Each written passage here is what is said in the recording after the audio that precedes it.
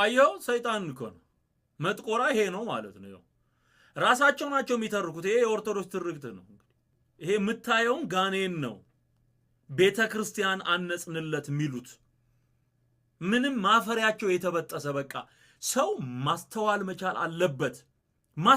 አለበት ተደግሞበታል እንጂ ህዝባችን እንዲህ አይነት ነገር እየሰማ እዛ ውስጥ መቆየት የለበትም በቃ ይሄንን እኮ ነው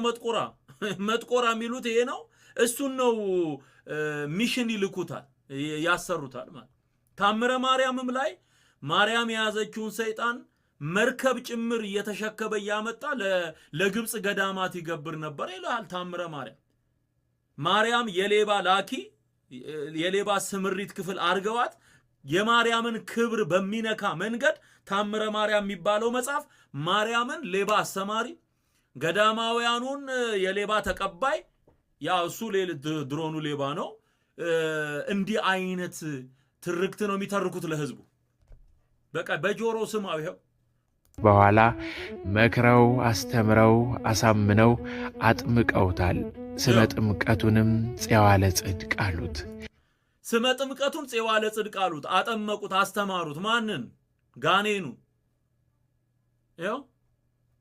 በደንብ ስማው በመስቀላቸው ኃይል ወድቆ የሰገደላቸውን ከአርአያ አጋንንት ወደ ሰው አርአያ እንዲመለስ በሥላሴ ስም አምኖ እንዲጠመቅ ነበረም አምላካችንም ልመናቸውን ሰምቶ አርአያው በ140 የነበረውን ቁመቱን በሰው አርአያ ቀርጾላቸው ከዚህ በኋላ መክረው አስተምረው አሳምነው አጥምቀውታል ስመ ጥምቀቱንም ፄዋለ ጽድቅ አሉት እግዚአብሔር እዚህ ውስጥ የለበትም ክርስቶስ እዚህ ውስጥ የለበትም መንፈስ ቅዱስ እዚህ ውስጥ የለበትም ይሄ አጋንንት ስራ ነው የመተት ስራ ነው